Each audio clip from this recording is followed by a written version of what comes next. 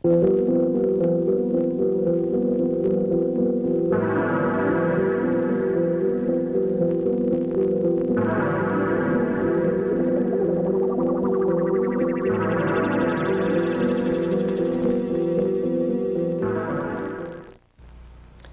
my name is Jim Alberto, and I'm a Seventh-day Adventist layman. As a Seventh-day Adventist, I'm very, very interested in the fulfillment of prophecies in these last days. Especially am I aware of the place of Roman Catholicism in closing events. Well, I was on a street ministry in Berkeley about 10 years ago. I became acquainted with a Roman Catholic Jesuit priest from the University of San Francisco. I asked him in one of our conversations, "Have you read The Great Controversy?" And he explained to me that The Great Controversy has a lot of truth in it. In fact, he told me that the Roman Catholic Church will rule the world again. For a while, I was in a state of shock. You know, it just happens to be that although we're Seventh-day Adventists, many times we don't see in reality the very things that we supposedly believe. It hit me very hard, and I began about 10 years ago collecting books on Roman Catholicism and world politics. You know, we as Adventists expect somehow to see all these events take place out in the open. But you know, I found that that is not what Revelation 17 tells us. Revelation 17, verse 3 says this, "So he carried me away in the Spirit into the wilderness, and I saw a woman sit upon a scarlet-colored beast." Well, the scarlet-colored beast is all the political powers that are going to pull together to destroy the commandments of God. The woman riding on that beast is Roman Catholicism and fundamental Christianity. John describes these things as taking place in the wilderness. Now, in reading Revelation chapter 12, we know that when the primitive church fled persecution, she went into the wilderness.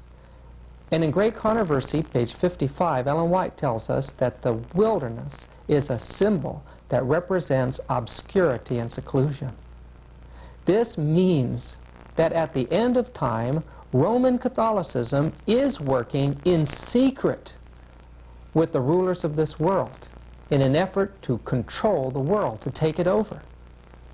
And I believe that time is right upon us.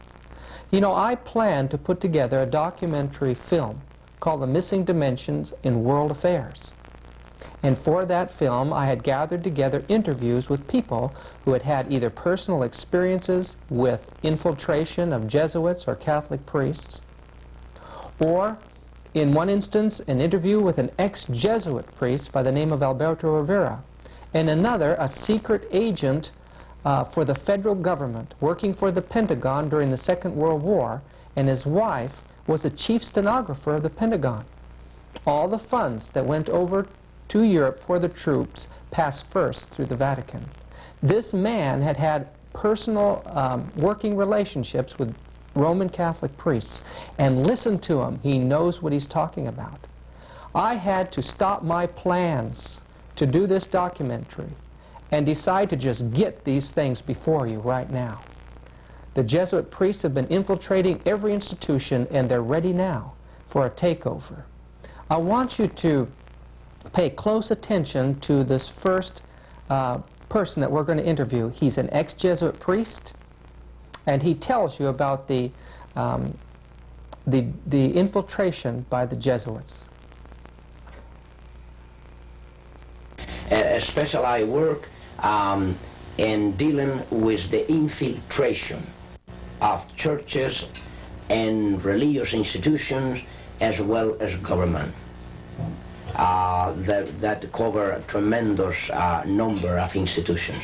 And the purpose of that infiltration was what for? Well, the purpose is what the Roman Catholic system has all the time as her own purpose, is to infiltrate, to penetrate all the areas of life where the Roman Catholic can have control and access for the coming world government. What that means is, in preparation for that world government, the Roman Catholic institution, especially since the establishment of the Jesuit order in 1541, throughout all these 500 years, they've been in preparation, and through infiltration and penetration of every level of society in order to take over the world politically and religiously. There are two doctrines that define very well these dangerous goals of the Roman Catholic institution. Two doctrines define this very well. One is called the doctrine of the apostolic succession, and that is dealing with the papacy. And the other is the doctrine, the temporal power, and that is dealing with world government. Of course, both, because you can see that even the Pope and his own individual office, he meet those requirements. He is not only the head of his church, as he called himself, John Paul II, the present Pope. He said he is the pastor of his church. He is not only that, but he is the head of his state, of his country. What that means, he is the head of a political state. Both combinations are in one office. They are, in prophetically speaking, that is what we see in the book of Revelation. The political power always hand to hand with the religious power. I was in Chicago years ago, and I was canvassing as a colporteur, selling Bible readings for Home Circle. And we come to one great big mansion where the folks were rich in that area, and cars all around it and so forth. But I went up the door, and I was pretty sure this fellow was Catholic, so I gave him the Catholic canvas. And he invited me in, and then as soon as he got in, he turned the key in the door, and I said, wait a minute, what am I getting into? He opened another door into a great big mammoth parlor and a great big mammoth dining room with double doors in between, and all seated around the whole business was prelates, some from Europe and all the big ones from America. They were planning the Eucharistic Congress in Chicago. That was way back in the 1920s. And when they started talking to me, they tried to get me to be one of them and offered me every kind of a conceivable opportunity that you could think of. They offered me everything, money, scholarship, and the whole works, and told me the advantage of being Catholic and what they were planning on doing in America and with America. They said, we're going to take over America, and we've already got it fixed, so know how in the world can they escape becoming under our authority, and where we'll be in the jurisdiction and take over. I said, well, how are you going to take over the South? It's predominantly Protestant. It says we're going to seed the South with Catholic families, and then when they marry into the Protestants, their children will be raised Catholic, and before long we'll have a quarter, and then we'll have a third, then we'll have over half, and when we get over half, we've got America. That's one way of doing it. But it says that we've got other ways too. Well, I says, supposing all this was known, and the people, Protestants, knew this, he said, if they knew what we were planning on doing, there'd be bloodshed in 24 hours and lots of it in 48. I said, are you prepared to take over in case that happens? He said, yes, we have our standing armies. We have everything all prepared with guns, ammunition, and the whole works. And said, we can take over, and you might as well join us and be with us and get in on the right side of the fence. I said to him, I said, listen, there is nothing you can do to inveigle me to become a Catholic. I mean, nothing. I says, I know my horse is going through to eternity, and I'm riding on it. And I know your horses aren't, and I know that you'll be nonplussed entities when I'll be enjoying eternity and having a good time forever. And I'm going to see to it that I'm on the right side of the fence. And I know which side I'm on now. And I said, you might as well open the door and let me out, because I know that other people know that I'm in here, and there'll be investigation made if you don't let me out. One of the big fellows with a red cardinal hat got up and said, "Sir," he says, "we're going to let you out. But we want you to know one thing, that everybody that's born in the United States that's not born a Catholic is on a card. You're put on a white card to begin with and kept on a white card until we feel like that we need to watch you. After that, we put you on a blue card." And said, after you're on a blue card for a while, if we feel like that we just assumed you wasn't existing, you're on a red card. Son, from now on, you'll be on the red card as long as you live. And I know they know me where I'm living, and have followed me all around throughout life. They're still doing it. And, well, I could tell you a lot of stories, but that's just one. Yes, it was in 1967 when a friend of mine came to me very excitedly. He told me that he was doing some colporteur work in Indiana, and while knocking on different doors to gain entrance, he was invited into a home very quickly, and he wondered how come he didn't have to use his door openers. When he went in, the fellow who had invited him into his home said, "I know who you people are."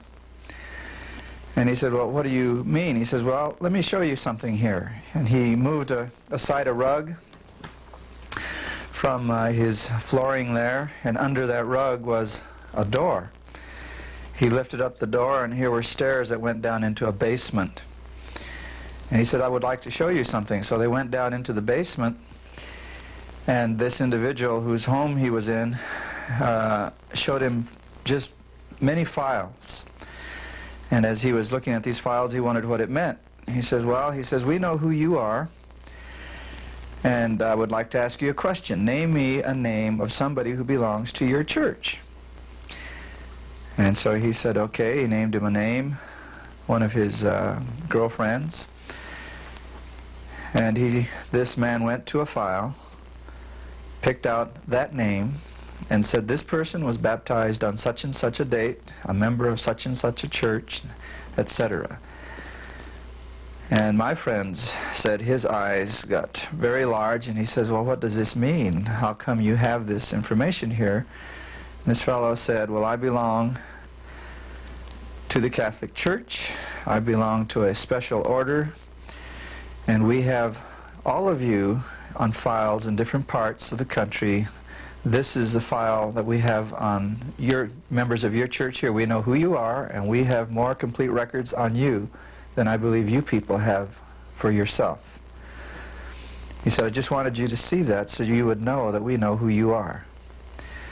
Well, my friend left that home. He didn't sell any books, but I think he became a more serious thinking individual after that. Because I was always able to open up to anybody that I cared anything about, even a friend, much less your husband. And he was this way all the time I was married to him. Very evasive. Was he gone for long periods then? Yes, he was. He was gone for 3 and 4 months, sometimes out of the year, sometimes a less amount of time, but always no less than 6 weeks at a time. And he would act so bitter when he left. He'd get me all upset to where I'd tell him, why don't you leave, Joe? And so he'd act so sad, but he'd leave. And I saw later that he really intended it to be this way. He was manipulating you. Right, that's true. Mm-hmm. Did he show any remorse? Not really. No, it was just as though that was his line of work. Very dear neighbors that lived across the street from me. And they knew my husband, and they had known us for years. And so when Joe and I were married, and he would try to communicate with them, but I don't know if he was revealing anything to them that he wasn't saying to me. But these folks told me, they were first to tell me that Joe, in fact, was a priest.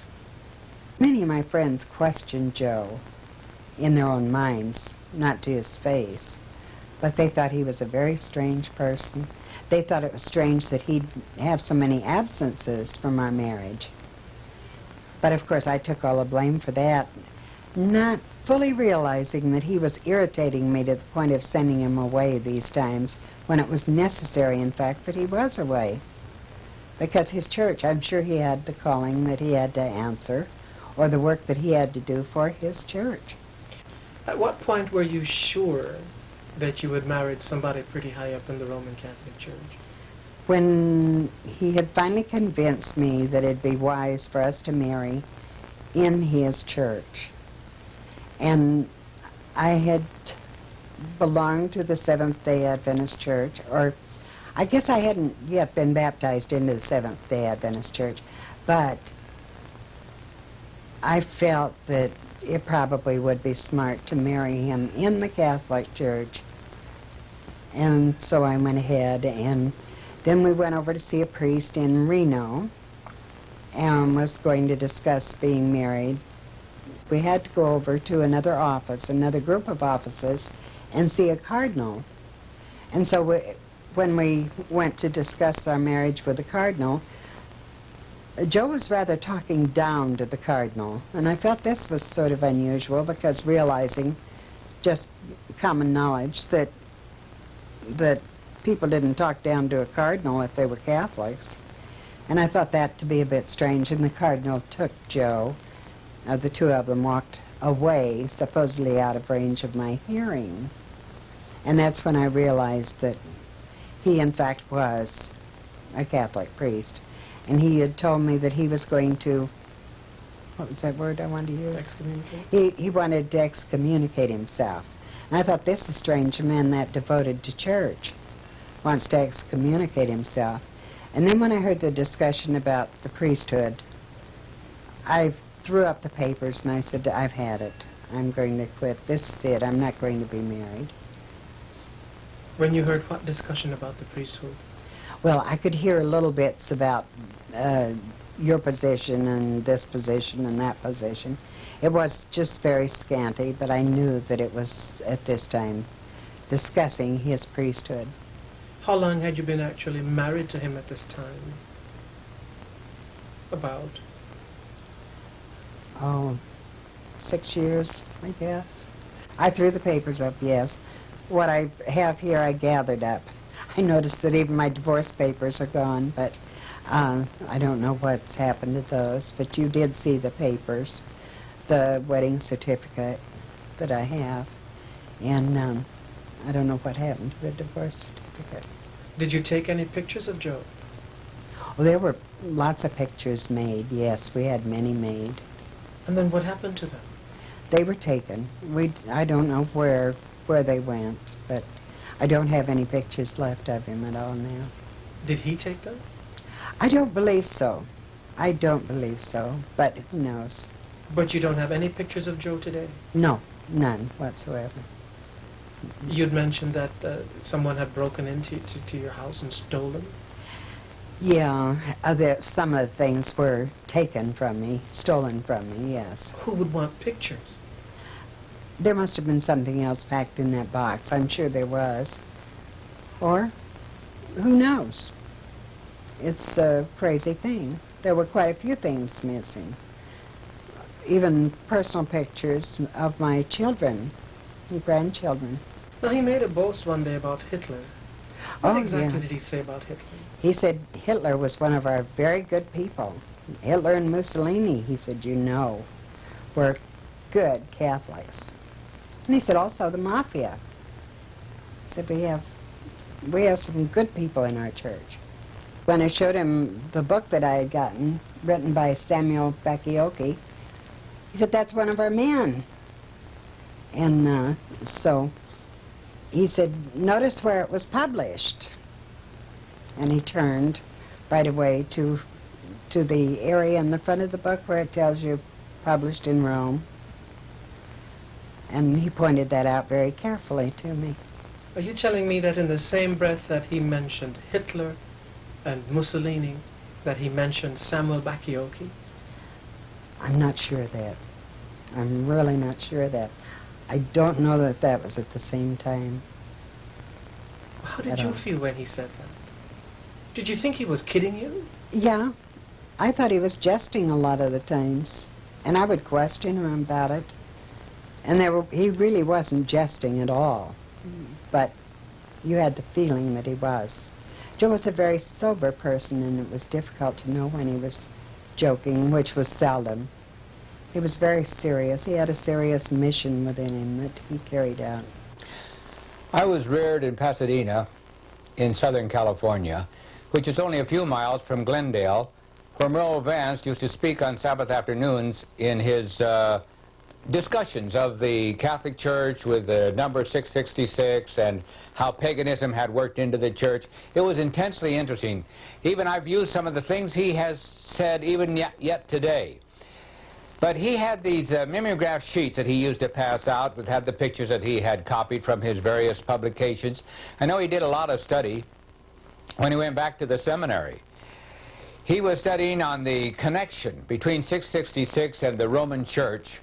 And when he went to the seminary, some of the people there said, well, now we think we know that there's a Jesuit on the staff here, and we think we know who it is. Merle hadn't been there very long until he said, I think I knew who it was too.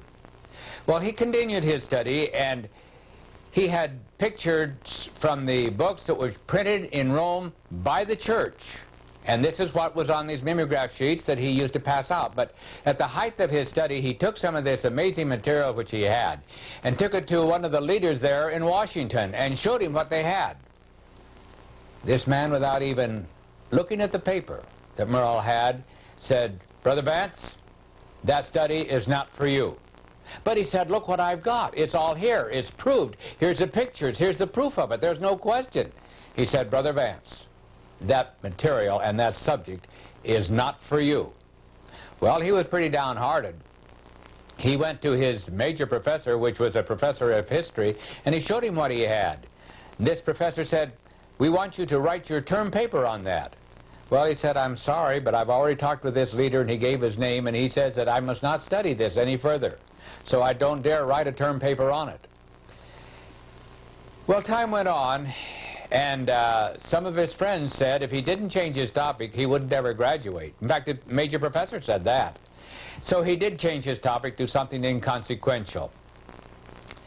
Finally, the time came for Merle's graduation from the seminary, and it just happened that this leader had been called to Europe for a year, and it was during that year that Merle was graduated.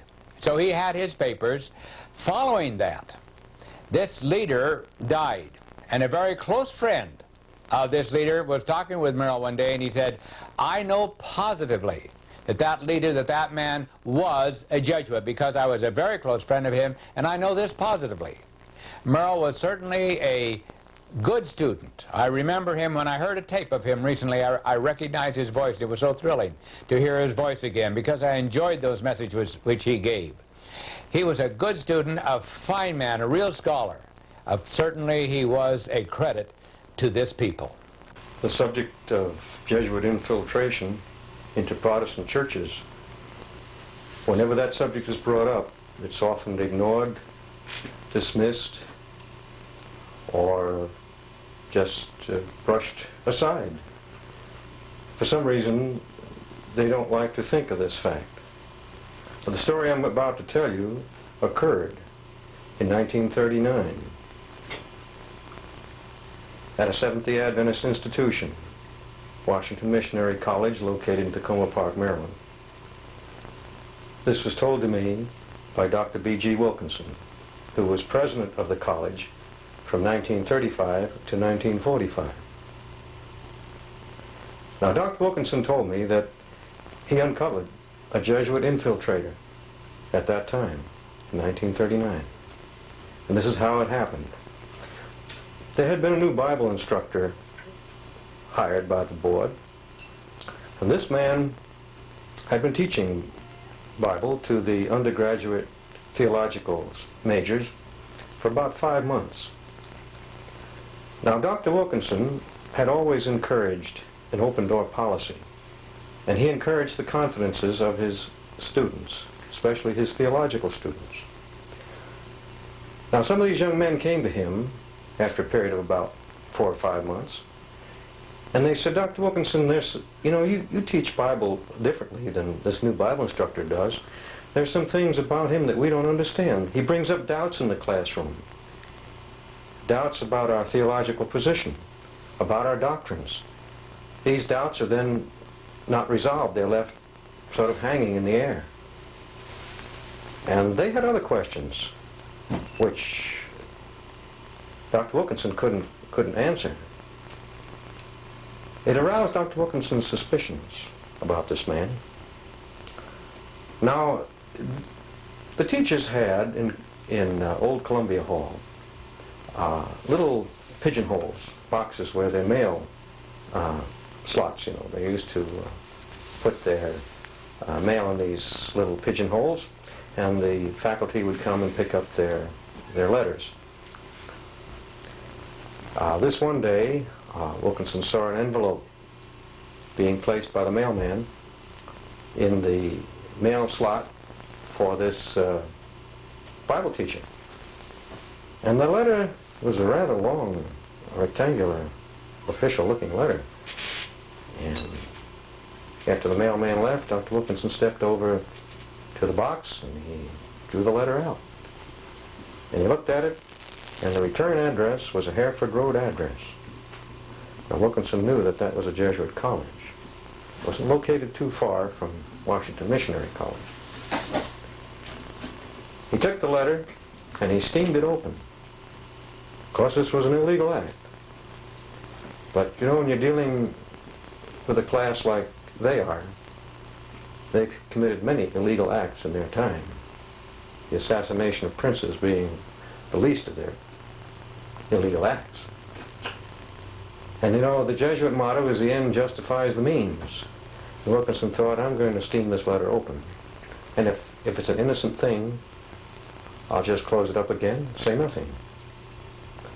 He steamed it open, and inside he found orders from this young man's superior, telling the young man, outlining to him what he was to preach or teach in his Bible class for the next several months.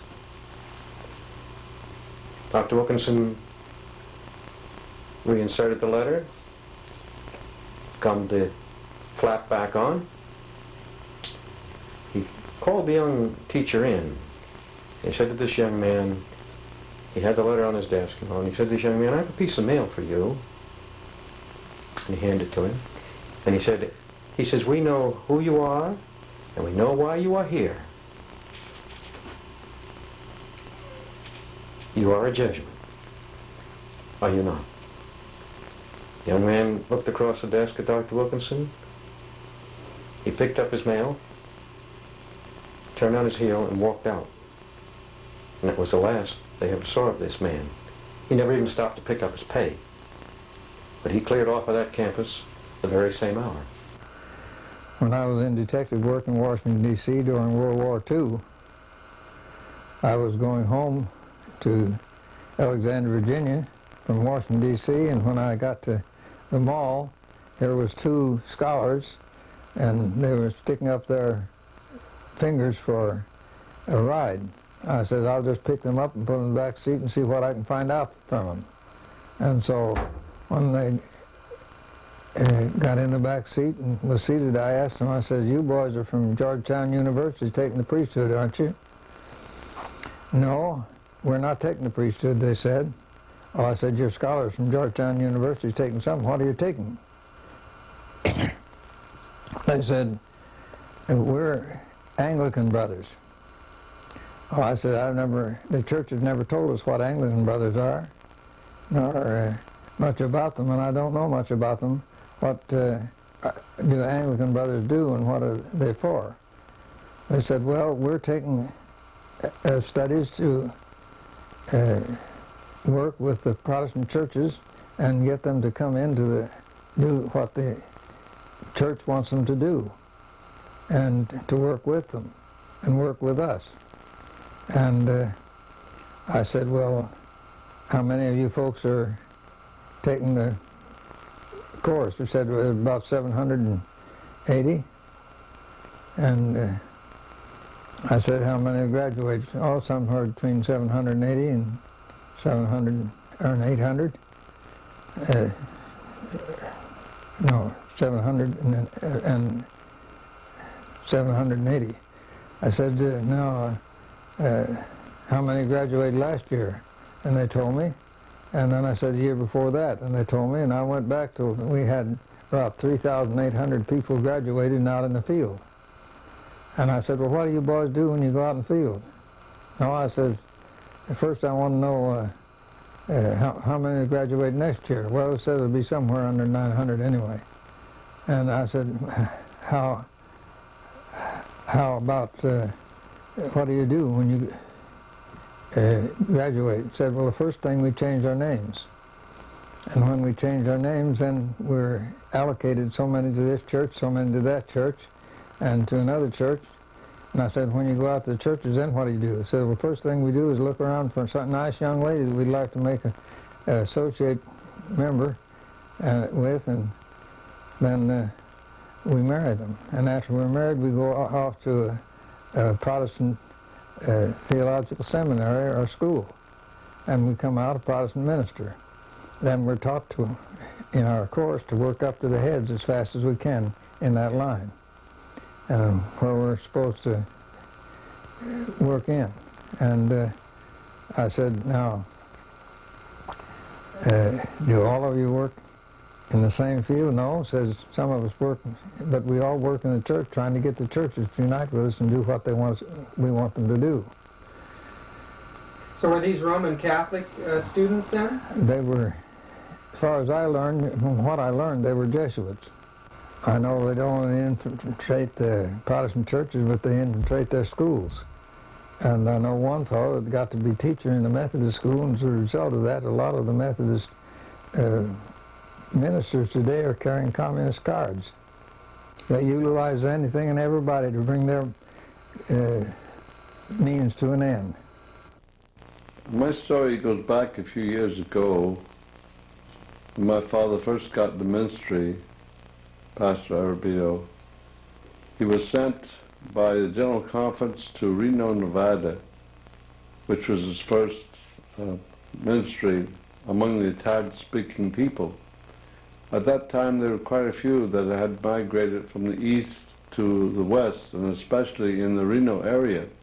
So a call went out for a young minister, and my dad was ready and willing and consecrated to do his part in the ministry. He was a young minister at that time. And he was sent to Reno, Nevada. And from there, he was sent to, a call came through not long after that, after there was 40 to 50 members. A call came through to go to San Francisco. And of course, a minister has to always be willing to whether he wanted to or not, to go where he was called. And the call came through, and he did. He went to San Francisco to open up the work there among the Italian-speaking people.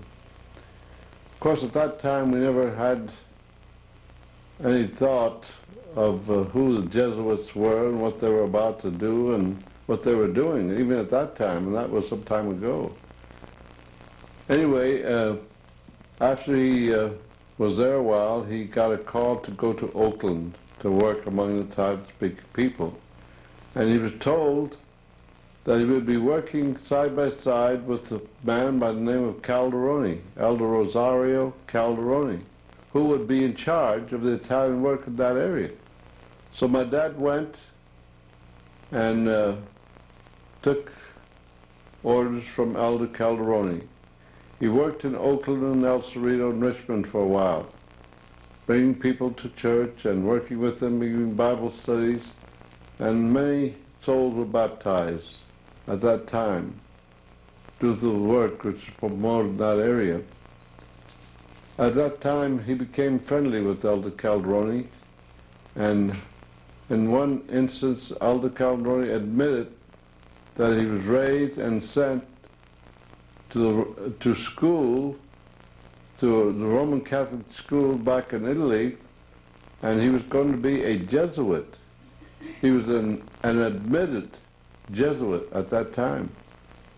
And he said he broke away from the Jesuits and became an Adventist because he saw that they didn't have the truth. Well, naturally we all believed it. But it wasn't long after that when Dad would answer a call to the Stockton area to raise a little church in the Stockton area, which he went. And of course, all this time he was under the direction of Elder Rosario Calderoni. And that's when we realized that there was something wrong.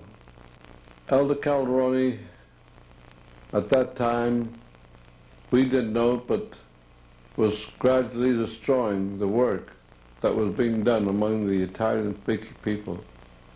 The people would come in and complain, and that money was being sent to Calderoni, and wondered what was happening to it. And all the while,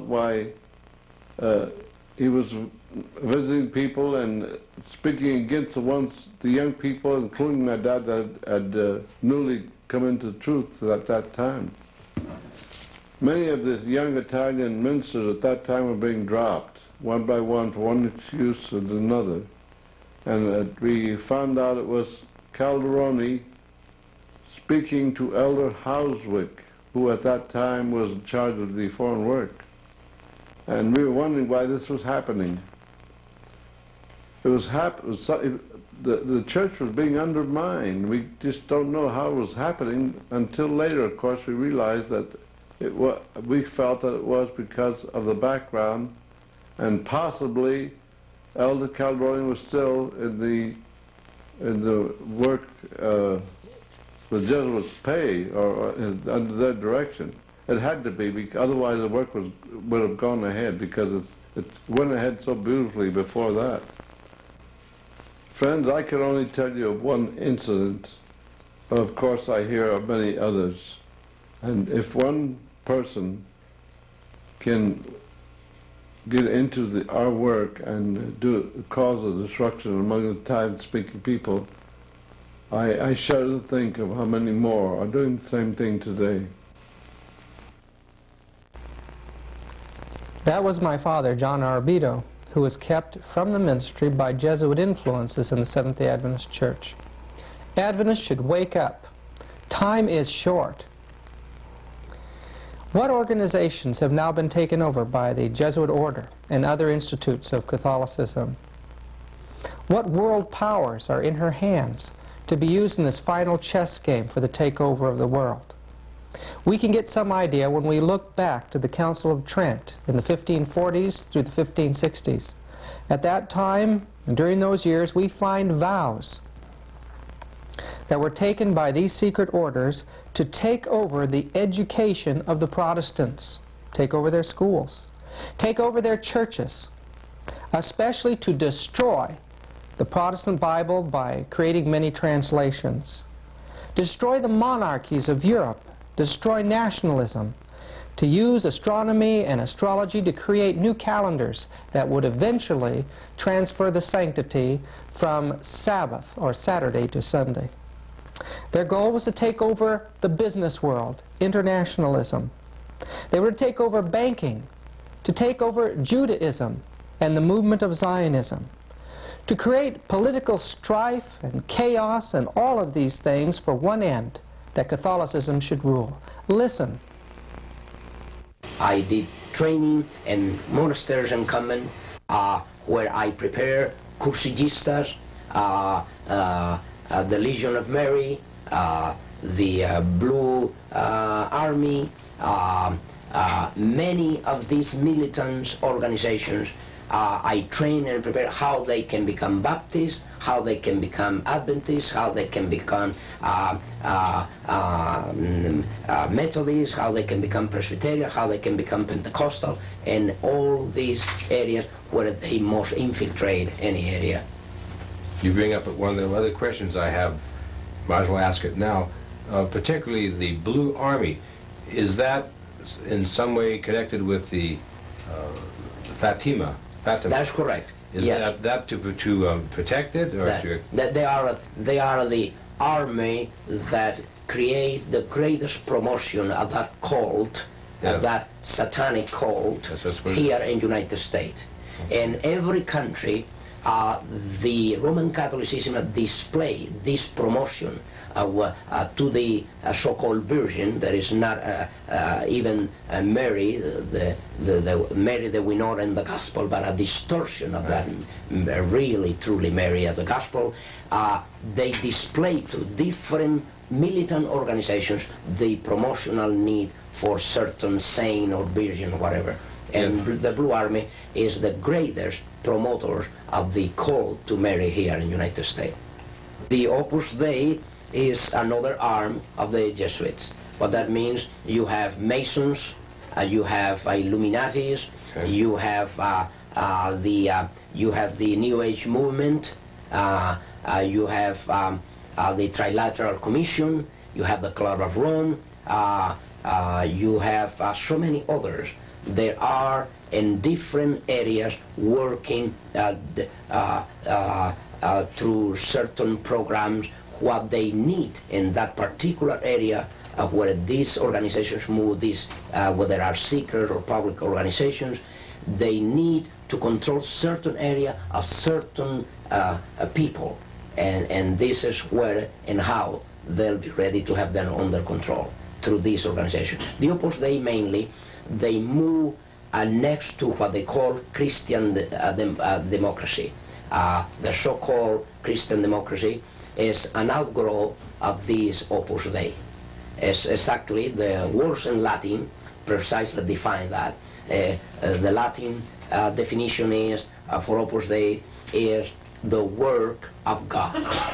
What that means, the Opus Dei, Opus meaning the work, and then you have how you call Dei, Opus Dei, the work of God. When the Council of Trent occurred, it was controlled by the Jesuits. Yes. How about the Vatican II?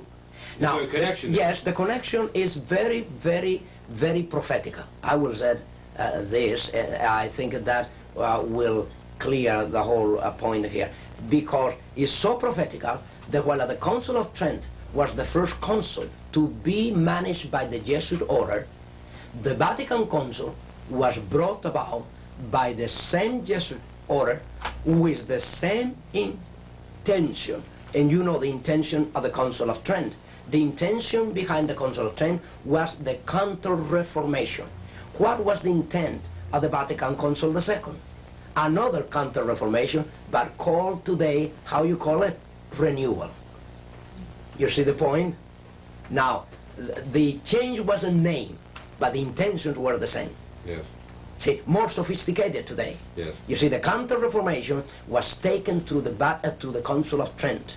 That was the entire Counter-Reformation was performed by the Council of Trent, decrees.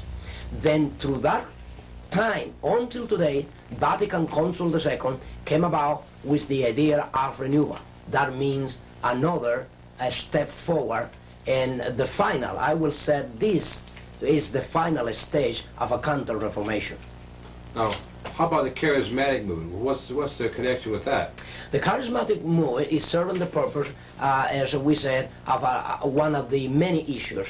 As we said about Saturdays and Sunday, they'll pick up every issue with different denominations. In the case of the charismatic movement, they pick up the charismatic movement because one factor. They could not bring under subjection the Pentecostal denominations. They couldn't. They could not.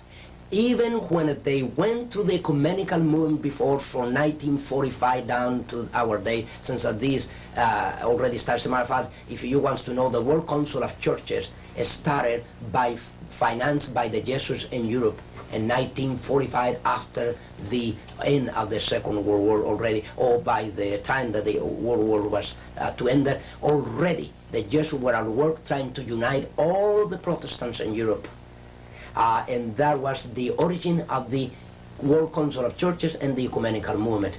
Today the charismatic movement is serving that purpose. Where the Pentecostal could not be bring into the ecumenical forum, they brought it through the exercise of a charismatic gift. We were on the way back from London on the jet plane, and there was a man dressed in a uniform like the Catholic priests wear, and he was conducting himself not like a priest you'd see in a movie, very friendly. He was a very sophisticated type man. And people could sense that. And I never thought I'd see him again. But in Baltimore, at the airline station, where the baggage has come off, well, I turned around and there he was next to me. And I just turned to him and said, "Hello, friend, are you a Jesuit?"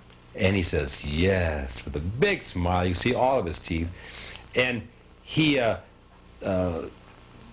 was very happy with himself. I said, "Well, listen, I'm very interested in the Jesuits. I've read some about them. And what would you think about the Council of Trent and what was invented in the Council of Trent and the infiltration of the Jesuits into Protestantism and the use of the Jesuits through organizations like the Illuminati and the futurism theory, the secret rapture that they invented for the Protestants?" And I talked to him about a lot of those things, and he had like a metamorphosis take place. His face became rigid, his smile went away, and he looked me right in the eyes and he said, "You know quite a bit, don't you?" Like he never expected it. And I told him that you know, I was one of the Protestants that got away. And if he could realize that if somebody like me knew those things, just imagine some of the other of God's people that know those things and are willing to tell anybody about them. And it was an amazing situation how that man's face changed. And he thought he was like in one identity, but all of a sudden he realized that these dark secrets of theirs, they're being found out. And I'll never forget that. Would you consider that Jesuitism to be an occult secret society? It is an occult secret society from the point of view that the Jesuit order, what you know of the Jesuit order and what everybody knows of the Jesuit order is not the truly Jesuit order. What that means is even the Jesuits within the Jesuit order, they all are not knowing the secret society, the inner secret society that they are surrounded by. Spiritualism and the papacy is as close as two fingers are on your hand. One cult that started from Fatima, okay, the cult of Fatima, the Roman Catholic cult, seems to be antagonistic to the rest of the Roman Catholic Church. Seems that they believe that the Pope that's in now is an antichrist. The whole thing is that Satan gets as many people as he can on his side. And by starting something else up, he can get more. Oh, I see. And he starts first one thing and then another. That's why he's got so many churches and so many cults and so many this and so many that. What he can't get one person on, he gets them on another. Mm-hmm. And the biggest thing that he gets most people on is TV. Satan has all kinds of organizations. Mm-hmm. But the Catholic Church is his one biggest, most extensive organization that there is in the world. Yeah. He has these others organized to take care of things, but and in some places he works, even destroys himself to make other things work out for himself. What's the connection between Jesuitism and communism? Well, that's a long story, but really, communism was really started by the Catholic Church, and the Pope himself is allied with them and a communist himself. They sent some Jesuits into a little town where they wanted to start Catholicism. Now this I learned from E.T. Babienko that worked with me on a lot of detective work that I did. And E.T. Babienko told me that after they had no success for a short while, they substituted the place with twice as many Jesuits as they had in the beginning, and after years they got nowhere. So they said the only way in the big meetings in the Vatican, where the headmen all meet, they said the only way we'll ever get anywhere in putting Catholicism in Russia is to take away the children from the parents and do away with the Greek Orthodox Church by training the children otherwise. And in their brains, this was all formulated, and they decided to put communism into Russia, and to put hard-boiled communism, which is Bolshevism, and later bring it on to a de-Christianized Christian Bolshevism. So the connection between Zionistic Judaism and communism then is, would you say that's a fraudulent story? Yes, to some extent, and yet they use the Jews wherever they can. So the Roman Catholic Church utilizes Judaism. They utilize anything and everybody to bring their means to an end. So these writers that point to the international Jewish conspiracy, drawing from historical material that appears to see the Jewish involvement in all this, may very well be part of the Catholic ploy to take the heat off of themselves? Yes, and that's absolutely the truth. And have you ever heard tell of this book that the Zionism taken over? Chief Elders of Zion. Yes. I have one of the books. They're hard to get. I can get them if necessary for anybody. But I have ways and means of getting them, but it takes me a little while to get them. And when you get them, you better keep them to yourself. But here's the thing. When the Zionists got all that underneath, the Catholics got a hold of some of this material in these books. And now, what do you think that Hitler did away with all the Jews for? Is to get rid of the heads and the ones that would promote this Zionism. And they're doing what the Zionists proposed to do. So they actually, in reality then, there is a Zionist movement, but the Roman Church is trying to take over it and control it for their own purposes. They have a club of 300 at Rome that does nothing but figure out how they can do it and why they can do it and where they can do it and why they can go ahead. The war in Vietnam was nothing more than just using the United States to put in Catholicism into Vietnam. What do you know about the organization of the Knights of Columbus? I know too much. Too much. And too much to tell. Oh, I see. But I know one thing, and that is that they're a strong organization in the United States, and they have a lot to do with this here Mustachia army. The Ustachis? Yes. Are the Knights of Columbus also organized in other countries? You bet your life they are. Or were they financing the Ustachis of certain... Wherever there is in other countries, they're organized. Wherever the Catholics are in force, they're organized. Well, is the Knights of Columbus an extension of the Jesuit order? Well, but into secular society? They all work and with together. They're dovetailed. Do you know anything about the connection between Roman Catholicism and Masonry? They're tied in together. Would you say Roman Catholicism actually manipulates and controls Masonry? They've got to the place where they're in control of a lot of things, and they have a lot to do with Masonry. You know, one of the heads of Masonry, at the head of things, is a Catholic. One night he told you that they run our church. Tell us about that. His people run our church, he said. Who were his people? The Catholic Church. The Catholic Church run all churches. He said that to you? Yes, yes.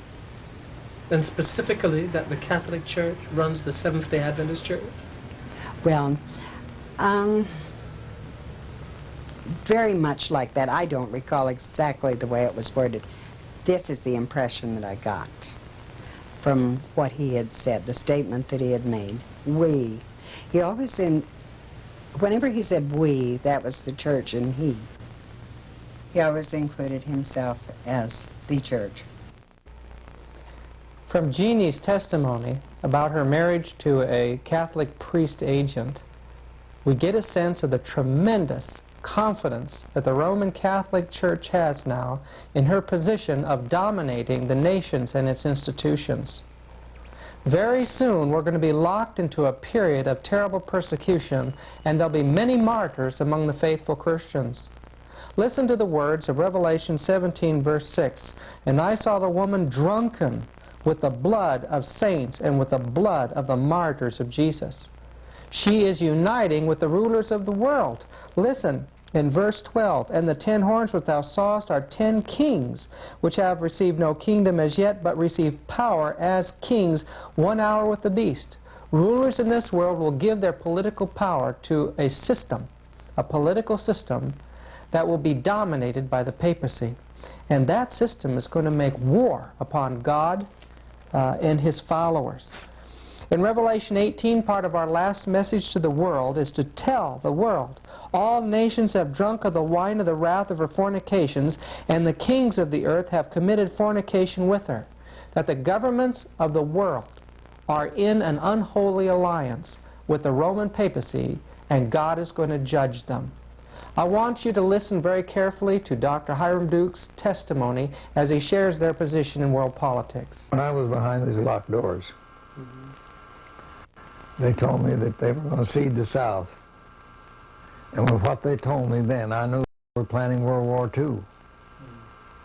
And I knew they were planning on bringing all the DPs and seeding the South with DPs. They've done it. They've got to the place now where... DP is...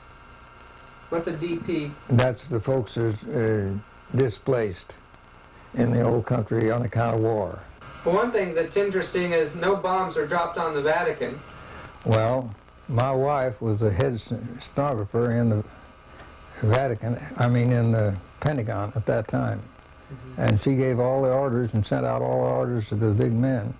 And she had orders to see that there was no Protestant flew over the Vatican and over Rome, because they were afraid that they might, through their own ingenuity, want to drop a bomb there. Are you aware that the head immigration authority in Germany was a strong Catholic, and that he let the men in that were trained in New York for the hoodlums that went over to do away with the Tsar and his outfit, and they were shipped by him into Moscow by getting one of their men into Moscow and shipped in boxcars, and this fellow in Moscow that got in there ahead went and opened the padlocks off of boxcars and let them out, and they went right up and did away with You're talking about them. Lenin and Trotsky. Yes, sir. Trotsky was trained in New York, wasn't he? Yeah. The head of a bunch of hoodlums. Got to talking with E.T. Babienko about a lot of things. And we got in places where we wanted to know things. And we put on priest garb, dressed up like a priest, and he put on even garbs on beyond the priesthood. Well, because he spoke in 44 languages more fluent than I do in English, and his wife speaks 33 languages fluent. Why, and he understands enough in other languages right away quick, and he picks them up like magic. The General Conference used him for interpreter to go between a lot of these places wherever they needed him. And he went to Europe and went to Asia and a lot of these different things.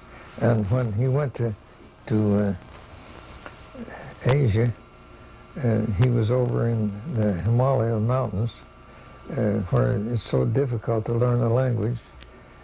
He learned some things was going on in Europe, and he wanted to go over and find it out. So he took an airplane, and he flew over there, and he dressed up like a big head man in the Catholic Church, and he went in among these other men, and he purported that he couldn't understand their language. They had to get him an interpreter. So they got him an interpreter, and he understood their language better than they did. And he understood everything they were saying and everything they were saying about him. And that way, why, he fooled them to where they thought he was a high dignitary, and he went in and found out things that he wouldn't otherwise. When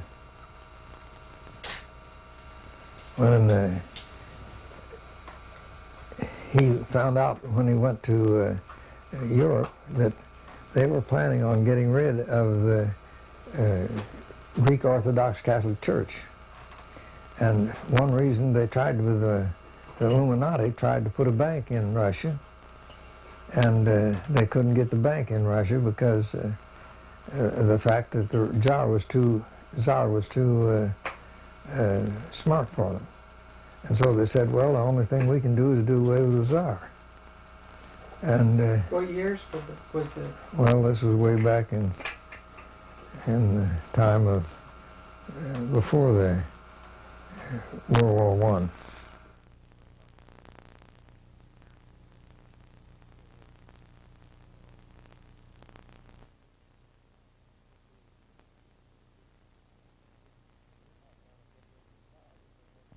They wanted to not only get rid of the Tsar, but they wanted to get Catholicism into Russia.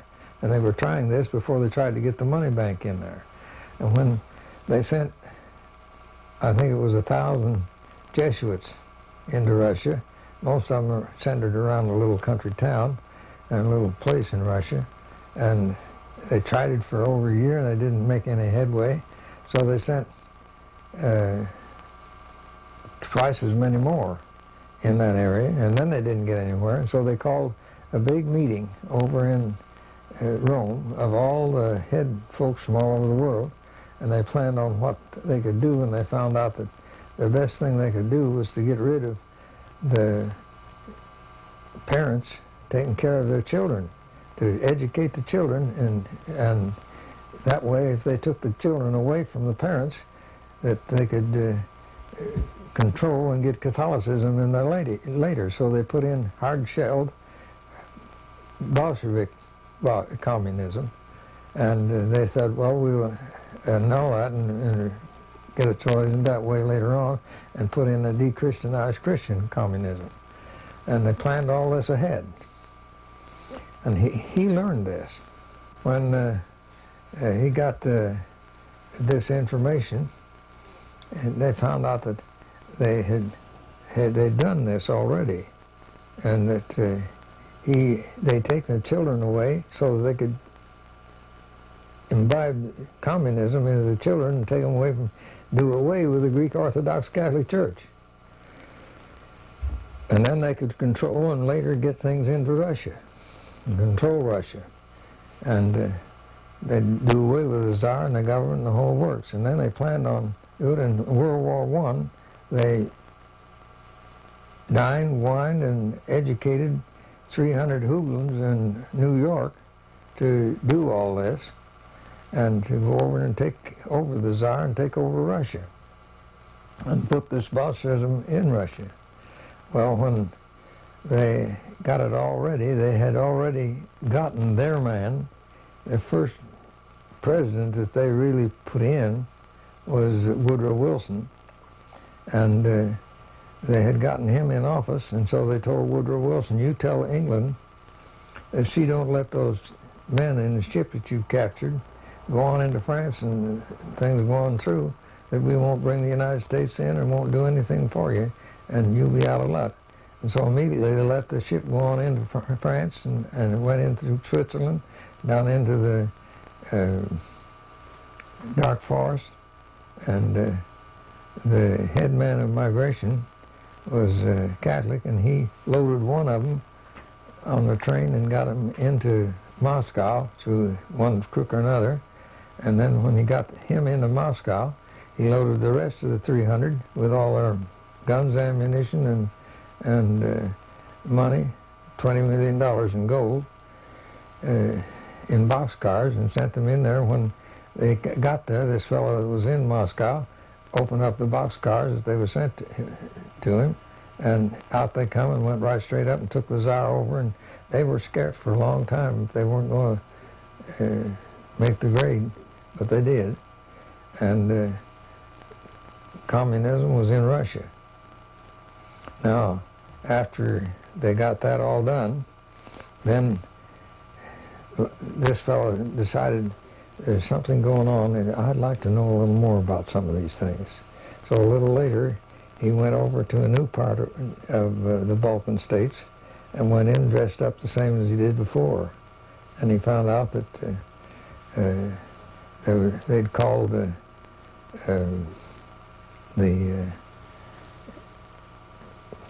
folks from all over the world into the Vatican to plan for things in the future, and that they were planning on putting a new war into Second World War, and that they planned and put Hitler in to do it. And he found out the reasons it was all done and why they had it when they did have was that the young folks in Germany were falling for Bolshevism and communism, and the young folks in the Catholic Church in Italy were doing the same. And they said, well, we've got to put something in there that's as near like it that they'll fall for and control the situation. And so they finally, after considering a lot of things and so forth, they said, we've got to do something because something's got to be done. They put out a magazine among these young folks to stop them from turning Bolshevik and communist oriented, and it was so bad that they decided that they'd have to do something, because Russia put out another magazine that told that way back before this they had controlled another country with the same kind of government, and it was in such and such books and such libraries in Europe, and they printed what was in the books and in these magazines. It had such a percussion that they said, we've got to do something else, we've got to control the situation. So they said, we'll put in Nazism in Russia that was born in their brains, and fascism in Italy, and we'll pick our men, and they had Hitler picked, and his face altered to do the job. They sent money. What do you mean by his face altered? Well, they altered his nose and different things. Oh, really? And then they picked Mussolini for Italy, and they sent hundreds of thousands of dollars to begin the situation, and it went through the Swiss banks into Germany. I know of that from what about E.T. Babienko told me. And when they got the whole thing started, it was all planned, fascism, and that's how Hitler got to be head of the German army.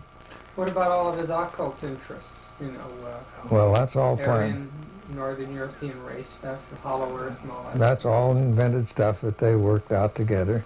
This Mein Kampf that he was supposed to write was hired to be done by a man in England, and he never wrote it at all. And as far as I could learn, and Babienko could learn, and then they went through with the Nazi works in World War II that you all know about. And now we have a breakdown in the communism. It isn't the old Bolshevik communism, and Catholicism is being put in Russia, and our work is going forward because they couldn't let Catholicism in without letting us in, and they're still holding down on things. But they're using Catholicism to gain control of the whole world. Over 50% of the world is communist today. I'll tell you something else that you might be interested in, and that is that when Woodrow Wilson was put in, the Catholics brought in enough Catholics from Europe with the understanding that they were to vote Democrat to throw the election for Woodrow Wilson. It's a pity to have even to say that at this point in the history of the United States, in the history of the presidents, has not been other president. From the time of President Washington, that was the first president to be utilized by the Jesuits. If you were not aware of that, President Washington already was initiated by the Jesuits to bring about the first communication with the Vatican ever known in this country. From there on, President Reagan, throughout all this time, President Reagan has come to fulfill the greatest the greatest moment in the history of this conspiracy, because no other president has come as close as President Reagan with the Vatican, and even not even John F. Kennedy. What that means is they have done to President Kennedy, to President Reagan, what they were not able to do even through a Roman Catholic president. And nevertheless, I will say this: the religious belief of President Kennedy is nothing more, nothing else than another expression of Catholicism. Perhaps I need to clear this. Roman Catholicism is not only the Roman Catholicism. Roman Catholicism is still, and it has been at work outside the Roman Catholic system. What that means, there are many daughters of the Roman Catholic system outside the Roman Catholic system. And as there are many daughters, these daughters have children, and of course President Reagan fit within that picture. His relationship with the Vatican today brought about several things. One of them is the diplomatic relationship with the Vatican. Second, the preparation for the signature of a concordat between the Vatican and the United States. And if you want to know, this never took place overnight. President Reagan was prepared and is here for the task that is performing today as President of the United States by the Jesuits of Rome, and the time that he served as a star in a movie that was very well known and still being shown today, a very old movie about the football team of Notre Dame. New Rockney. That's correct. This is the time that the first contact was made by the Jesuits with Reagan. Jesuits, under the stream of an induction, they were not directly to be involved. They only were the elements, the intellectual element that will prepare this. The case of Abraham Lincoln. Abraham Lincoln, the president, was killed by the Jesuits of Rome, but there was no a Jesuit there involved directly. Nevertheless, was the Jesuit who prepared the plot against his life and prepared and trained those who were to kill him. They arranged it. Yes, it happened with President Kennedy, the same thing. The assassination of Kennedy is another fact that can be proved of any time that was ordered and by the Jesuits in order to get rid of a president that already was ashamed to the Roman Catholic institution, being Roman Catholic. You have two different extremes. In Abraham Lincoln, you have that there was a man professing to be a Christian, solid Christian, and then there you have a man that professed to be a solid Catholic, but then put to shame his own institution when he was confronted about what he will do as a Roman Catholic president about the Constitution and about the interests of the Roman Catholic institution. When he placed the Constitution of the United States above the canon laws of the institution, he called for disaster. Do you know anything about the assassination of President Kennedy and its connection with Catholicism? Well, I wouldn't like to dwell too much on that. But I know one thing. They told President Kennedy that they were coming back after he refused to sign the pro school bill. And they told him that he better sign it when they come back. And there was head Catholic officials there to the works. And the whole thing, I'm quite sure, was planned before they come back. They asked him to sign it, and he said, I'm told the Protestant people that I wouldn't sign a bill, a poker bill, while I'm in office this term. And I won't. I'm as good as my word. I won't go back on my word. And a short while after that, he was not a dead man. He was a vegetable. He wasn't killed. But his wife knew all about it and called the Greek boat fella and told him he wanted him. She told him that he told her that he'd come and get him and take him over to his island. He was over on his island for some time, quite a while after that, when the whole family went over to the island, his family, Kennedy family, and they buried him out at sea. He was in the hospital on the Greek island for quite a while. What about the British royal family and the oligarchical families of northern Italy and some of these old families that have, actually ruled for years and years and years? Do they have any connection with the Roman Church today? A lot of them did. A lot of them ruled under the Roman Church's authority. You take Henry in Germany. He defied the Pope for a little while, and the Pope made him come and humbled him to where he had to stand in the snow outside for days before the Pope would even talk to him. But today you have a number of royal families still in existence in Europe. Yes, they're permitted. It's just, but the head royal family of Britain don't amount to a hill of beans. They're just figureheads, pencil work. They don't have any power then. They really don't have as much power or any more power than you do. What connection do you see then between Jesuitism and the Illuminati? Well, the Illuminati is an outgrowth of papal plans to control the whole world. And it was through the Illuminati that the papacy got a great deal of its control of Great Britain and the United States. And they control more than what people realize. This Schiller Institute, you've heard about the Schiller Institute or the LaRouche's organization? They're the ones that organized and promoted this SDI, and also they're pretty extensive throughout the world. They've been putting a lot of people into office recently, and but their focus, all of these different magazines have a different focus. Their focus is to unveil the machinery of the British ruling family and some of these other families, showing their involvement in international dope trade. And then they're into showing the dangers of the IMF and the banking fraud today. All that don't amount to a hill of beans alongside of the giant octopus that controls behind the scenes. The whole thing is, you take in the United States, they let a lot of these things go because it works to their end.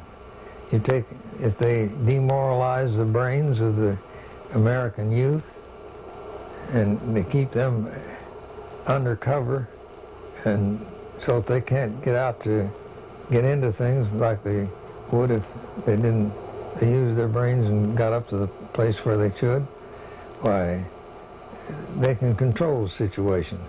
So the drug trade is actually advantageous to the Roman Church then? Absolutely, and Russia's pouring tons and tons and hundreds of tons of drugs in here for that purpose.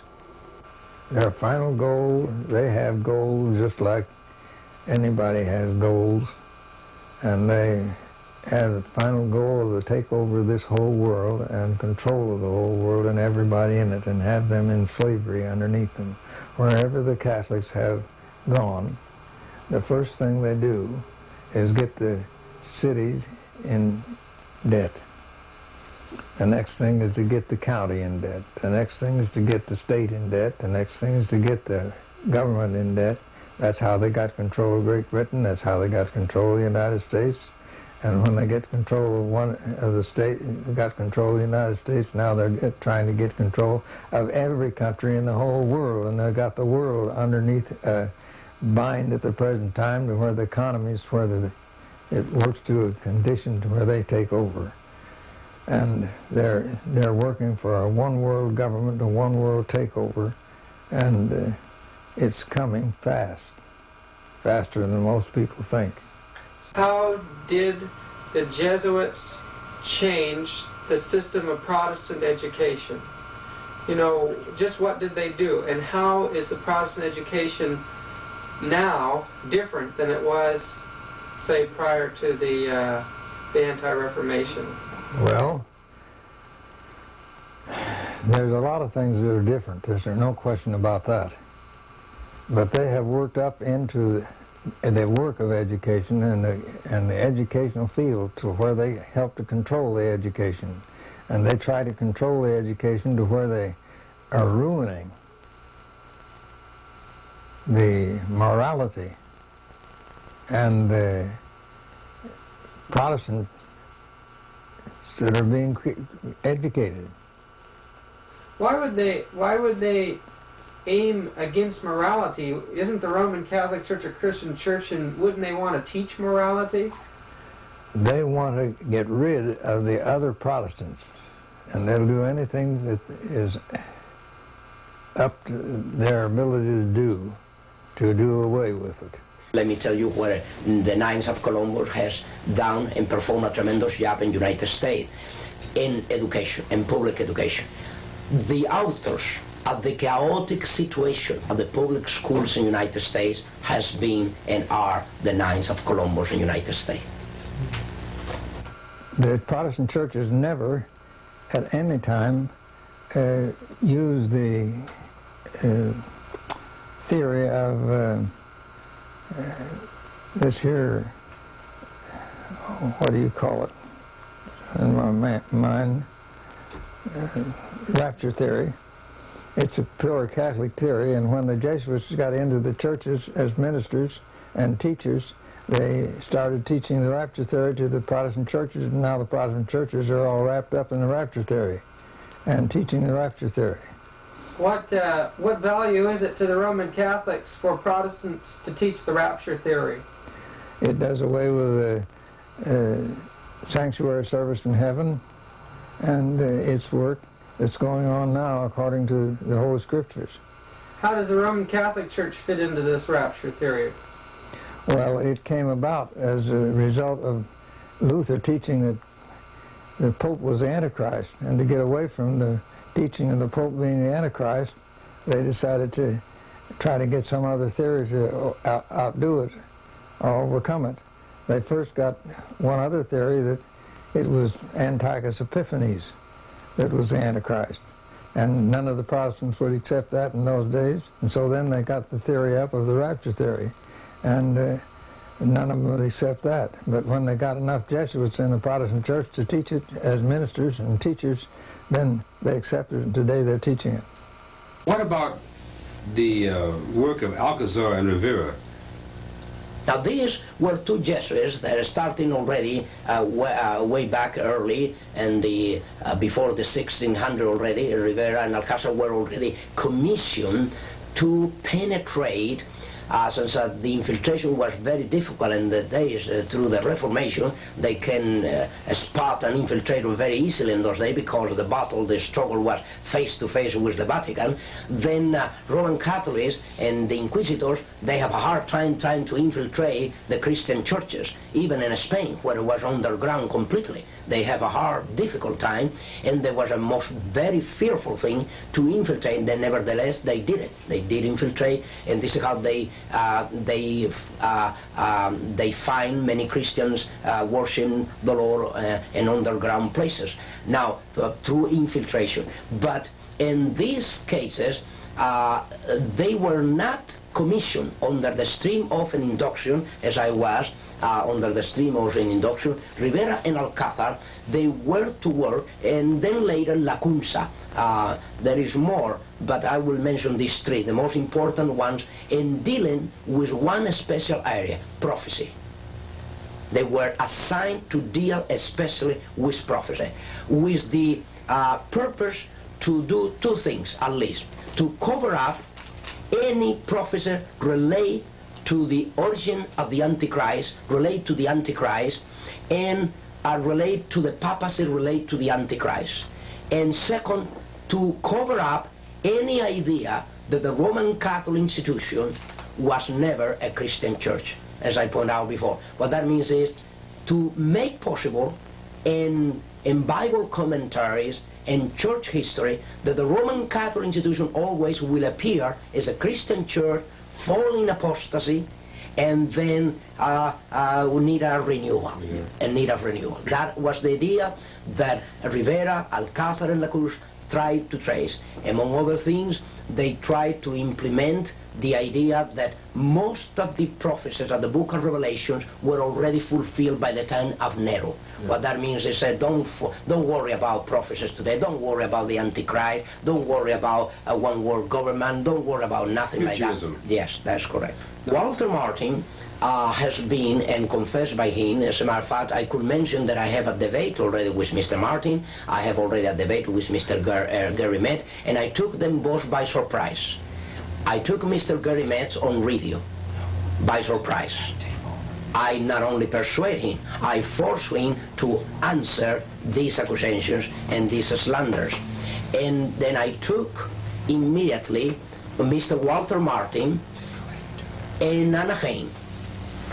And both gentlemen, they were not looking really to meet with me. They were trying to avoid, if it were all possible, that confrontation that I did have with both. We have tapes of these confrontations and these debates. And then Mr. Walter Martin, he himself, even so that I knew his name and the list of very confident persons by the Jesuit order. What that means is that the Jesuit order will have a list made up in the United States of people as well as institutions that are worth trusting. And Mr. Walter Martin, I even mentioned to him in this confrontation with him that his name was listed in that list. What did he say? And he said to me, well, I don't know why my name is there. I said, you should know. He should know. Yes. I said, you should know. As a matter of fact, why Mr. Walter Martin, 25 years ago, he even wrote about the cult to Mary, a book about Mary, and 25 years after, he have a list, as a matter of fact, that I have with me, a list of cults where he lists the most dangerous cults, and all who in the list of his most dangerous cults are Christian Science, Jehovah's Witnesses, Mormons, starting with the Mormons. And suddenly, I was expecting that he will place at the top of the most dangerous cult, Roman Catholicism, but were the Mormons. Now, the Mormons become the victim of Roman Catholicism not only, but become the victim of Mr. Walter Martin, because even the Mormons are the product of Roman Catholicism. The pressure for Sunday in the future is an issue. Is that a product of the Jesuits, or what do you know about that? Well, what I know is this, that even the Seventh-day Adventist denomination has been placed under the greatest setup and a real setup of all the history of the denomination. And the proof and evidence is that now the leadership is already in a position where they themselves cannot play the role of Frankenstein no longer, because they're being unveiled, they're being discovered, and their intents and their true intents, in cases where already most of them has been already trained, prepared by Jesuits to be where they are. So, will this Sunday issue seems to be on the president's desk to be signed? The moral majority is pushing for it. The Lord's Day Alliance has pushed for it from its inception. That was one of the reasons it was created. Yes. So in other words, you think that for example, the Adventist leadership are going to fold up? No, that is not true. No. In the how the denomination has been set up and their keeping of the Sabbath is this. The Roman Catholic institution already, and this is why you have Biacochi and some other elements within the denomination, there already has been even honor, and condecorated by the Vatican concerning their work. And actually, the Roman Catholic institution is preparing the greatest surprise of them all, because it's not going to be even Sunday that they are going to be after. It's going to be Saturday, and you will see why. The reason of this is when already Catholicism already came about with the idea during the Vatican Council II that a Roman Catholic Mass that was only to be performed on Sundays as to be the only valid Mass for Roman Catholic. Even if they go any other day, Saturday, Friday, there was no valid a Mass for their obligations. Now, during the Vatican Council, the second session, suddenly the whole picture changed, and you know what for. The whole picture changed and said, now Saturday Mass is considered to be valid Mass as Sunday Mass. But that means not only that, more than that, Saturday Mass can replace Sunday Mass. But it's the Protestants, yes, not the Jesuits that appear to be pushing for the Sunday, for national Sunday law. Yes, actually, this is to trigger a reaction to really make use for a cover-up. The issue here is not even Saturday, is not even Sunday. The issue here, whether it's Saturday or Sunday, the issue here is the person of the Antichrist. You see, in matters of days, right now, the conflict is being utilized, the struggle between Saturday and Sunday is being utilized more for the benefit of Roman Catholicism than even for the benefit of the Christian Church. And that is how it has been exploited, to the point that already the Vatican approved, listen to this, approved the publication officially of Viacocchi, see, and dealing with from his book called From Saturday to Sunday. Now, if the Vatican go as far as approving a publication as such, what do you think that is happening? Do you see the point here? Yeah. If the Vatican goes as far, telling an official, a member of the denominational body of the Seventh-day Adventists, I am the author of this book, I'm telling you that you have changed Saturday to Sunday, that you, as a Roman Catholic, you were the one that changed it. I mean, openly saying that there you did this, and the Cardinal said and come say, oh yes, we agree, we did this, we agree. Now, what are they trying to gain by doing this, by accepting this? What they are trying to gain? They are trying to gain the sympathy, they are trying to gain the life, and they are trying to gain the entire denomination as they have gained the Pentecostal, as they have gained the Protestants through different other issues. Nevertheless, they touch every other issue except the real issue. Through any other issues, like the tongues business, the charismatic gift, you see, they are dealing with their things where nobody can see what is behind. In other words, they cannot openly see any evil because you will see the Vatican as a good, in a good position, a renewal position, say, yes, we recognize that we did wrong, we changed from Saturday to Sunday, and we admit this, and we're going to do something about it. The Vatican Council did it. You see, we are going to incorporate now officially the Mass on the day of Sabbath. You see? Because the Bible's clear. Oh, yes. When they go that far, you can see one thing for sure. Now, there is, in this issue, in my own personal belief of the Scripture, you do not see that the issue in prophecy is one day or the other. The issue in prophecy is more than a day. It's more than a day. The issue in prophecy is who and where is the Antichrist now. Once that the person perceives the reality and the manifestation of this prophecy, they'll know the rest according to the Scripture. But when a person is blind to the reality of who the Pope is, and the Pope is granting every favor to every other denomination, they'll believe that the Pope is not such a bad guy at all, after all. The whole thing is that they don't care what happens to people. Or who wins, as long as they come out. As long as they're out on top.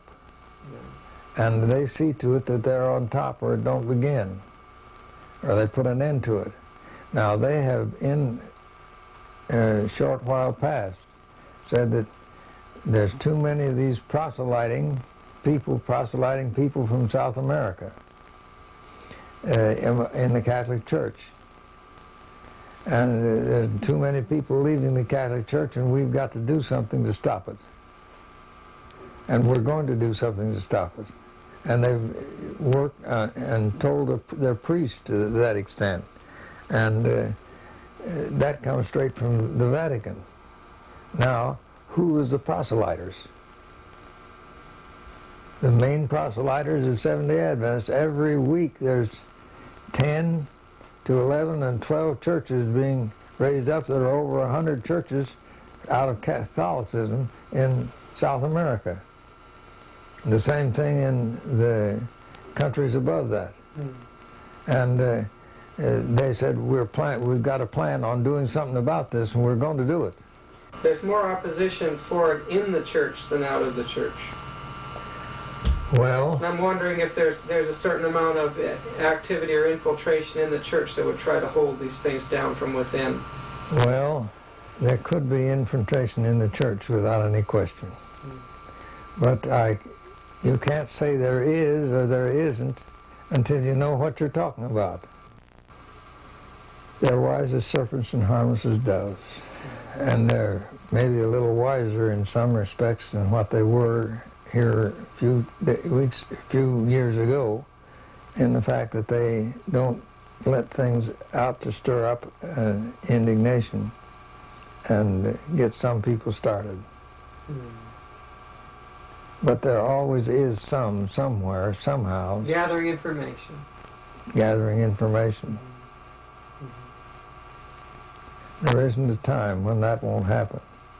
If you want to do some homework throughout the news media, you will find something. As a matter of fact, not only throughout the news media, but you will find something very interesting even throughout film industry.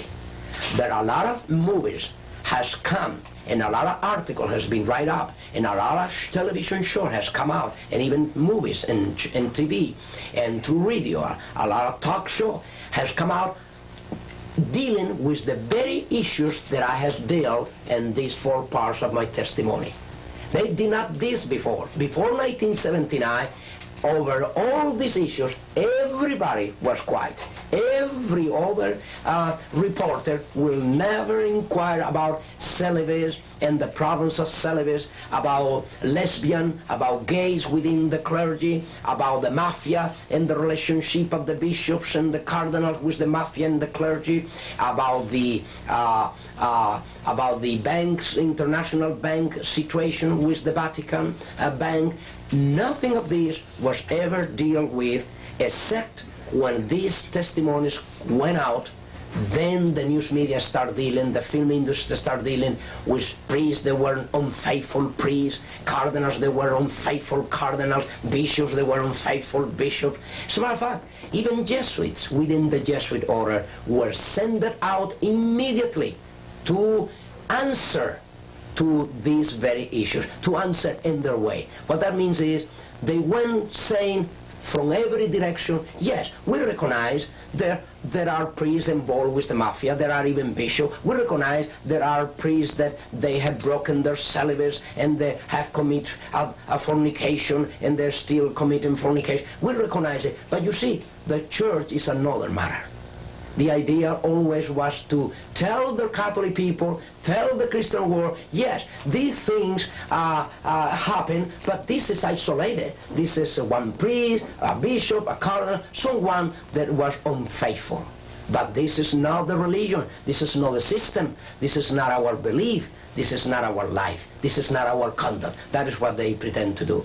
You have, among even present Jesuits, Hans Kahn, the German Jesuits, and then you have Malachi Martin. These men under dispensation.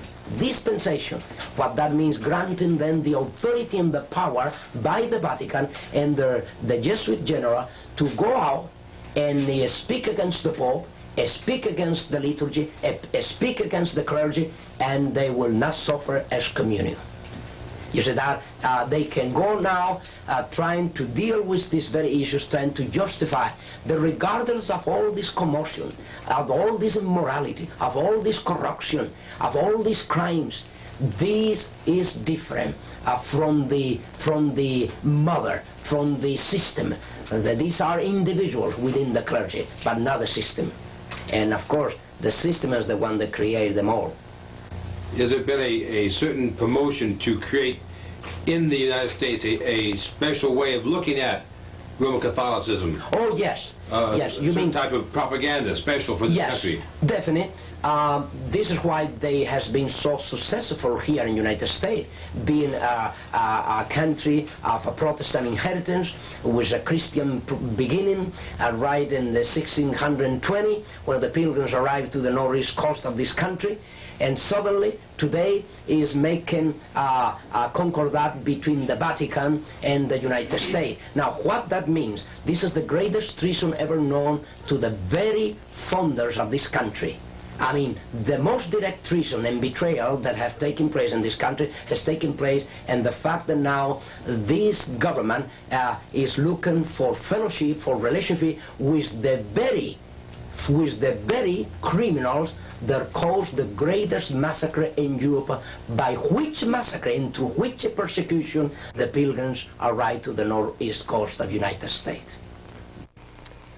We were told that the United States would repudiate every principle of the Constitution, and I'm sure that that is not too far in the distant future. You know, an integral part of the papal policy was an organization called the Inquisition during the Middle Ages. It began in the 12th century under Innocent III, which was the most powerful of all the popes of that time period. The purpose of the Inquisition was to seek out heresy and stop it. But it used some very unorthodox methods. One of those methods was to force certain confessions out of Christians or others, and with those confessions use them to form public opinion, to raise crusades, to destroy the primitive Christian church. Crusades went out that destroyed people by the millions. We'll not know how many until the Judgment Day. But the Inquisition, the Catholic Church said, well, yes, there was an Inquisition, yes, we destroyed people, but it was part of the barbarity of the times. Others did it too. But of course, she claims that she's changed today, and Protestants are believing her. But you know, the Inquisition still exists, and it's actively being carried out. Beneath many of her large churches today are instruments of torture. I want you to listen to the testimony of Dr. Rivera as he begins to share with us about the Inquisition today. In your training and in your life as a Jesuit priest for many years, did you ever come to the point that you were required to destroy human life? Definitely. It's part of the oath and induction of any Jesuit that come under the oath and induction, and perhaps you care to know that I have revealed a great deal of this in this booklet after Alberto came out, the first part of my testimony, dealing with my minor seminar and major seminar as we went through these questions. And now you have in double cross, it is a revealing, at least a little part in these pages here, page, let's see, this is 12 and 13 at least, you see that is part of the oath and induction that I was taking as I swear to take the life not only of kings and princes and governors and mayors and senators and congressmen, but even my mother or father or brother or sister, whosoever, come to be between the interests of the Roman Catholic system and the interests that they pursued. What that means is, if a president of a nation is there to interfere with the interests of the Roman Catholic institution and their pursuit of power, they will be crushed. They'll actually, we were granted, I was granted that authority, that power, to exercise that authority, that power. That when any individual, whether it is a child, whether it is a woman, whether it is an elder man, whether it is a boy, whether it is a girl, whether it's a king or a queen, regardless of who the person is, when that person, that city, that nation, this country oppose to the goals of the Roman Catholic institution and interfere with, that already call for disaster. What would you say has happened to the Inquisition? You know, right now we don't see inquisitional tribunals, but we know that the goal of the church is still the same, and the engine of the Inquisition was set up all over the world. What's happened to that particular department of the church? It's still in force in one way or another. He said to this fellow, if you weren't a Catholic, what would you be? He said, the big Monsignor Segura said to him, if I wasn't a Catholic, I'd be a Seventh-day Adventist. And he says, Charlie, if I could get out of being a Catholic, I'd be a Seventh-day Adventist tomorrow. Is that right? And he said, Charlie, he says, I advise you, if you can, to be a Seventh-day Adventist and join them.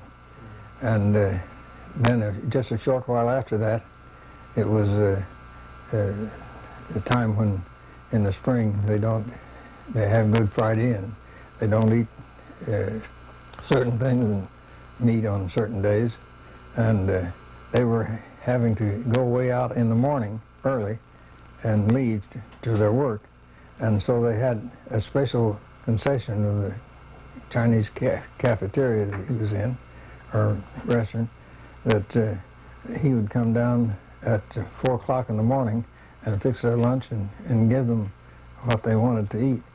And Charlie Hibbard says to him, why don't you order yourself up a good beefsteak like I do? You know there's nothing to that. He says, well, he said, I don't mind to, I will. And while he was ordering up the beefsteak, he says, I don't know, I feel funny about this. And he went ahead and they ate the beefsteak, and he had his half gone when 3 big dignitaries of the Catholic Church marched in to find him and tell him about some of the work that he had to do. And when they left, Charlie Hibbard looked at him and he said to Charlie Hibbard, you don't know what this means to me. He says, I'll catch hell for this. And he says, I used to be the head official that did the punishment for the folks that weren't living up to what they're supposed to. And if you go back to the great big churches in New York, you'll find way down deep in the basement where the corners are cut off like corner cupboards would be.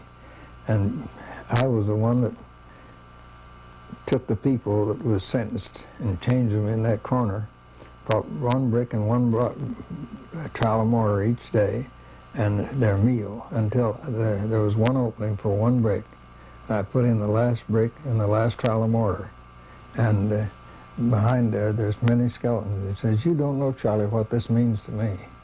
I was the chief executioner for that deal. And me to eat beefsteak like this, he said, I'll hear from this in a few days. He says that I'm from that tribunal back there, and said, you wait and see. In a few days, he got a notice that he was to appear before the tribunal in New York. And when they left on the train, he said, Charlie, if I live after this, said, if I live, I'll send you a card, greetings for your birthday. The card never came. I could tell you stories like this by the hours. So the Inquisitional Tribunal is still active for Roman Catholic people? It's still active, and it is for people that are not Roman Catholic if they get a chance to, without too much publicity that would damage them, their work and their cause. Now in Mexico they opened up the cloistered convents and turned some of them into museums so tourists can see the torture implements that were used on the nuns. And I imagine that in backward countries like Mexico and Spain and some of these areas, this type of thing keeps going without interruption then. It's still done in America to some extent too, in the United States of America. Yes, and I've seen in some of the basements where they were building some of their churches where they're preparing to put some of those things in. They actually have cells and things underneath. They have cells underneath way down, not only one story, but stories and stories below.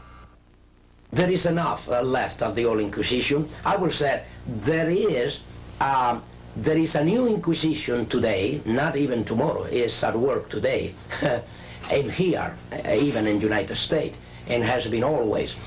There is not replacement of a new Inquisition replacing the old. No, what happened is that the old Inquisition, as the years went by, under the sponsorship and guidelines of the Jesuit general and the Jesuit order, they has been changing their devices and their tools, in their I will say their devices, and their methods. You see, what happened is the Inquisition is the same Inquisition. The Holy Office never closed the door since it was established in 1200. You see, it never closed the door. As a matter of fact, within the Vatican, this is an office that never closed the door day and night. Today have a different name. It happened that they have a different name today, as they have different devices and methods to bring people to trial. Today, the Inquisition is at work. As a matter of fact, you have a book here that is called Night Journey from Rome, that we came to publish. A Night Journey from Rome is one of the last converted Roman Catholic priests in the United States, an American priest that was converted to Christ and his gospel about 2 years ago, and came with us to the reading of Alberto, the first part of my testimony. He was Clark Butterfield, is his name, a Californian priest. There is the book here, Night Journey from Rome, and here is the most revealing thing about the actual Inquisition in the United States. He was so much aware of the reality of that Inquisition that in his own will, he prevent even his relatives, his own mother, his own relative, from bringing his body to the Roman Catholic parish the day that he was ready to depart to be with his Lord and Savior. And he almost prophesied in that will, because exactly that was the intention. Immediately that he was killed by the Jesuits of Rome and Detroit, Michigan, through a Roman Catholic doctor, member of the Knights of Columbus. Mm-hmm. Then you can see the Inquisition is alive and well, with different devices, different methods, and a different name. Today they call the Office for the Preservation of the Doctrine and the Faith. We were trained in many different things, from chemistry for poisons to warfare of any kind. And of course, we were not to be involved in these things. Let me explain this. Jesuits, under the stream of an induction, they were not directly to be involved. They only were the elements, the intellectual element that will prepare this. The case of Abraham Lincoln.